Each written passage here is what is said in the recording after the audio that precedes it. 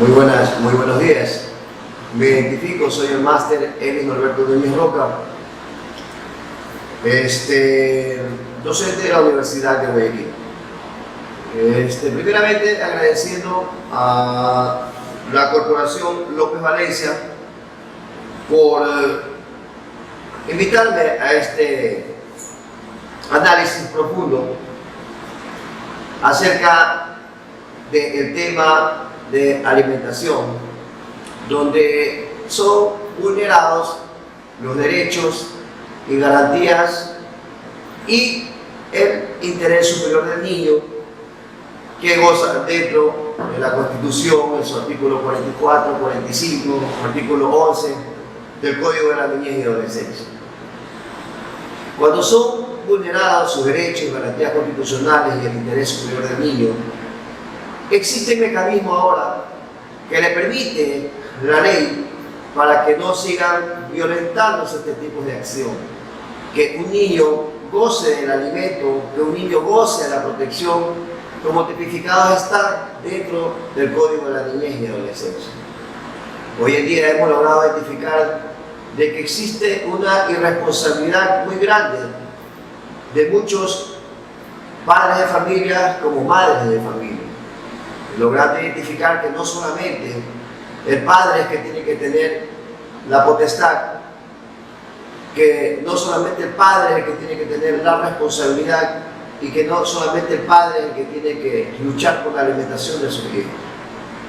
La Constitución de la República del Ecuador se encuentra tipificado también de que el padre y la madre son los responsables en darle la educación, son los responsables en darle la alimentación, son los responsables en darle las vestimentas y todo lo que necesitan los niños.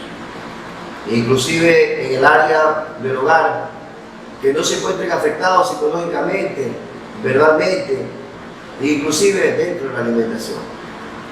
El tema de alimentación, que es un tema que se ha convertido en una pandemia social, en donde a falta de este tipo de acción, que es el alimento, existen muchas consecuencias al presente y futuro mejor, a un presente, en donde hemos logrado identificar de que muchos niños, al ver de que no tienen este sustento legal de alimentación, llegan a desviarse, tanto el padre como la madre, a muchas consecuencias muy desagradables. Es ahí donde nace esta ley, es ahí, al ver de que existía este vacío legal y no darle la alimentación de los hijos, los padres, es donde nace esta ley. Cuando existen este tipo de acciones negativas, cuando, por ejemplo, el padre se va de la casa, deja en absoluto abandono a los hijos, la madre se encuentra encerrada entre cuatro paredes y no sabe qué hacer. Ahora se ha difundido por los medios televisivos, la prensa escrita, la prensa hablada, de que existe ahora sí una solución cuando existen este tipo de acciones. Es decir, de que el Código Orgánico General de Procesos también nos permite en su artículo 142 cómo debe de llevarse una demanda de alimentos. El Código Orgánico de la Niñez y Adolescencia también permite cómo poder llevar y demandar para que el padre que deja abandonado el hogar sea responsable de darle una pensión alimenticia para sus hijos. ¿Cómo procede este tipo de acción? Simplemente acercarse a un profesional del derecho, o en este caso defensores públicos que tiene el Estado, con la única finalidad de presentar una demanda, explicarle la circunstancia de hecho, para que esto de aquí sea calificada esta demanda y poder seguir su debido proceso. El debido proceso está en que debe calificarse la demanda, y como requisitos que debe tener la demanda es partida de nacimiento de los niños, debe de tener un croquis donde podrá citárselo a la persona a quien ha abandonado el lugar, en este caso puede ser hombre o mujer, certificados de estudios en donde realmente vas a confirmar al señor juez o jueza de que los niños estudien. Más aún, si el señor, ¿no?, como actos preparatorios, también se solicita dentro de la demanda, en caso el señor quiera evadir de que es dueño de un vehículo, que es dueño de un terreno, de que es dueño de una fábrica, y etcétera, etcétera, etcétera, de tantos bienes muebles y inmuebles. Entonces, en ese momento, también solicitar a la señora juez o al señor juez, dentro de los actos preparatorios, hasta la declaración de parte.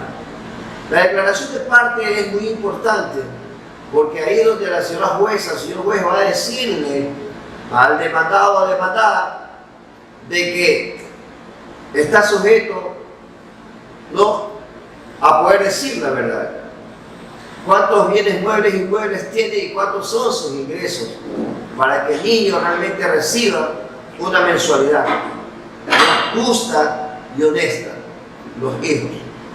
Los hijos son el propulsor en que la sociedad debería de tener hoy en día.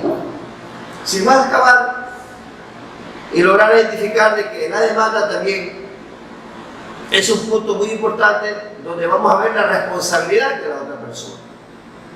Una vez calificada la demanda, en cumplir todos los requisitos que tiene que tener, es citada a la otra parte. ¿Con qué finalidad? Con la finalidad para que se presente a una audiencia. Una vez de que había una audiencia única, porque eso es lo bueno ahora, ¿no?, la transformación que ha existido hoy en día, es de que las demandas de alimentación gozan de prioridad absoluta en este tipo de acción, cuando son vulnerados los derechos y garantías constitucionales de los niños. Tenemos que también lograr identificar que la Constitución garantiza también, y el Estado garantiza también, la protección de los niños, jóvenes y adolescentes. En el debido proceso dentro de la audiencia se va a tomar en consideración cuánto mismo la persona demandada tendrá que pasar a los niños, su pensión alimenticia.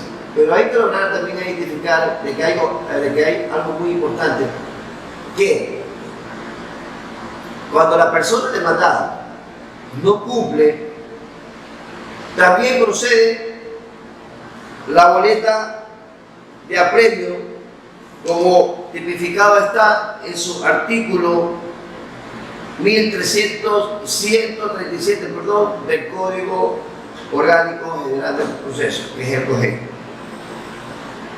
Procede siempre y cuando el demandado en el primer mes, segundo mes, no cumple en depositarle las pensiones alimenticias, en donde en una resolución del señor juez o la señora jueza le ha dejado tipificado bien claro. Como por ejemplo, Juan de los Palotes, ¿no?, le salió una pensión alimenticia de $300. Juan de los Palotes no cumple en depositarle cada 5 de cada mes la pensión alimenticia. Se olvida el primer mes y viene el segundo mes. Entonces ya son $600 que está debiendo. Pero el niño no tiene esa facilidad de poder alimentarse, de educarse. Un ejemplo, se encuentra enfermo, no tiene la mamá como poderle dar. Una señora que realmente tiene que ser responsable con sus niños menores de edad. Es ahí donde procede la boleta de apremio. Una vez de que se sigue vulnerando el interés superior del niño, está sujeto a poder sacar una boleta de 30 días. En el mismo artículo 137 del Código Orgánico General de Proceso, tipificado se encuentra de que si el señor, una vez aprendido y que tenga la boleta de apremio y cumple los 30 días estando preso y aún no llega a una solución en poder pagar la primera pensión y la segunda pensión de la deuda, se le girará la segunda boleta de apremio de 60 días por reincidencia, siempre y cuando el señor lo hayan aprendido y no goce de su libertad dentro de los 30 días. Pero si el señor no es aprendido, el señor siempre tendrá que renovarse esta boleta por 30 días. Es decir, de que dentro de los 30 días no se hizo efectivo la boleta de premio, o sea, no se lo cogió la persona demandada que estaba debiendo, seguirán girándole boletas de 30 días y renovando cada 30 días. ¿Por qué? Porque tenemos que lograr identificar de que ahora la Corte Constitucional, en una resolución, declara inconstitucional este artículo 137 del Código Orgánico General de Proceso. ¿Con qué finalidad? Con la finalidad de que el demandado ahora sea escuchado, porque tenemos que identificar que muchas personas tenían un trabajo en una empresa en donde ganaban $1000, como ejemplo, pero dentro de esa empresa llegó a colapsar y automáticamente ya no existe la empresa. Como ese señor estaba demandado y tenía que pagar, un ejemplo, $300 mensual, ya el señor ya no tiene la capacidad de pagar esos 300. Es por eso que se declaró inconstitucional el artículo 137 del Código Orgánico General de Proceso, porque ahora, previa audiencia y previa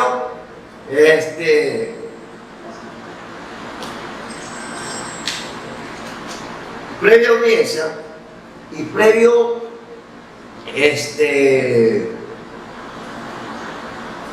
la forma de poder ser escuchado dentro del juzgado del demandado, identificará si es que realmente ya no tiene el mismo trabajo. ¿Por qué? Porque tiene que lograr identificar que el demandado a veces puede haber tenido un accidente de tránsito. Es por ese motivo que declara inconstitucional el artículo 137 del Código Orgánico General de Proceso.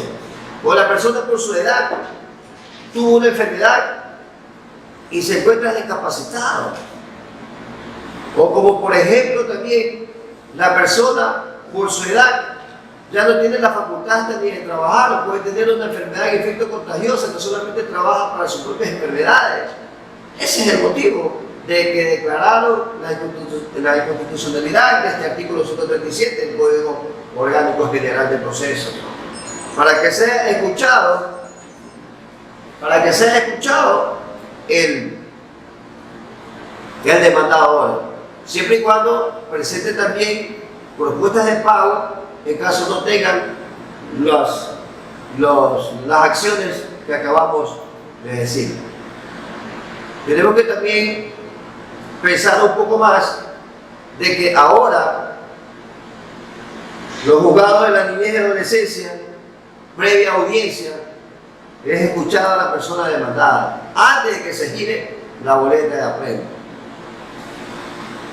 Y es ahí donde realmente nos damos cuenta que tampoco no son vulnerados los derechos y garantías constitucionales de la persona demandada. Por ejemplo, cogen a la persona porque se le giró boleta de apremio sin saber qué es lo que realmente le estaba pasando. Y cosas así. Es ahí donde nosotros tenemos que lograr identificar este tipo de acción que está pasando. En el inciso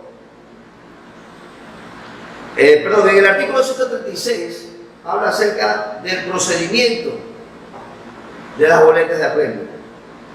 Dice, los apremios únicamente podrán ejecutarse cuando el o el jugador le conste que se ha incumplido la orden dentro del término en el cual debió realizarse lo ordenado. Es decir, de que si el señor no cumple, aunque haya presentado una propuesta de pago, y no cumple el señor la pensión alimenticia. Pero un ejemplo, está debiendo $1000 y la pensión alimenticia del señor es de $125. Lleva en ese momento por la propuesta de pago $300, le quedarían 700. Esos $700 lo estaría dividiendo para 14 meses, que pagaría $50 mensual, más los $115 que está ahorita, la pensión alimenticia, más los $50, el señor va a pagar $165. Si el señor no paga los $165, no está cumpliendo, también está sujeto a darle la boleta de apremio. En las facultades del juzgador, en su artículo 135 del Código Orgánico General del Proceso, también habla que el del jugador podrá aplicar como apremio cualquier medida que estime conducente al cumplimiento de una resolución judicial, siempre que en ello haya antecedido la correspondiente prevención legal. La del jugador puede ordenar la aplicación de un apremio personal cuando la ley expresamente lo autoriza. En los demás casos impondrá sanciones pecuniarias de acuerdo a lo previsto en el Código Orgánico de la Función Judicial. Cuando la ley expresamente lo autoriza. En este caso, los jugadores, la ley sí lo autoriza, cuando en este caso no existe el cumplimiento en la audiencia que han tenido para que no se les gire la boleta de apremio. En este caso, como se presentó un acuerdo entre las partes y el señor demandado o la demandada han violentado este tipo de acción, está sujeto también a una boleta de apremio. Como podemos decir también en el título 4 del artículo 134, ¿cómo proceden los apremios? Son aquellas medidas coercitivas que aplican las o los jugadores que sus decisiones sean cumplidas por las personas que no las observen voluntariamente dentro del término previsto. Las medidas de apremio deben ser idóneas, necesarias y proporcionales. El apremio es personal cuando la medida coercitiva recae sobre la persona, si es real, cuando recae sobre su patrimonio.